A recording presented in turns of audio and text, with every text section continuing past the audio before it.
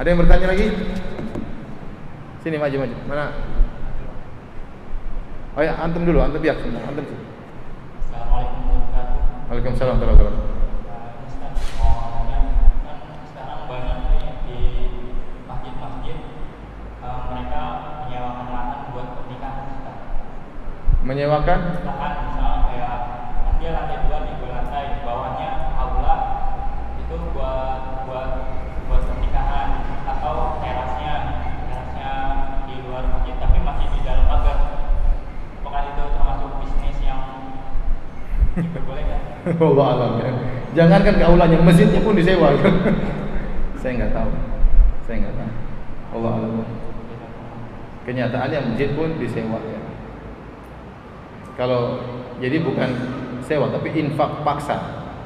Infaknya juga tidak masuk akal, mahal. Ya, mahal.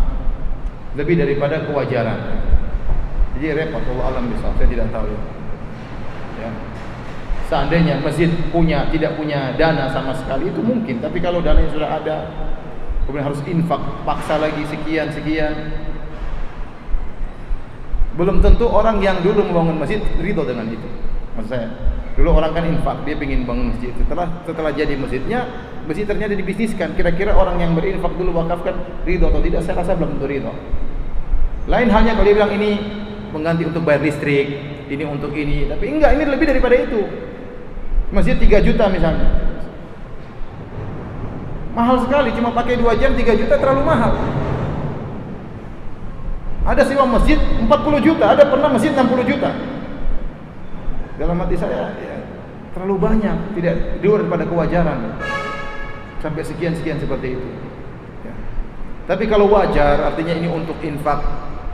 Karena ini masjid bukan punya ente, ini masjid punya umat, demi kemaslahatan umat ya.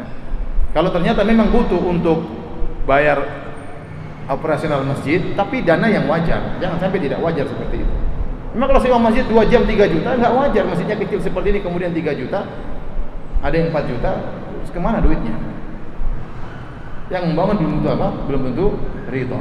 Wallahu alam bisawab. Sebaiknya dihindari seperti itu, dihindari. Ya, beda kalau itu bukan infak masyarakat, ini aula milik pribadi. Dia ingin, ya itu lain cerita, itu hal ke ente, berarti bukan masjid. Tapi kalau masjid yang disewakan jadi masalah, mending dijauhi. Ada lagi yang bertanya?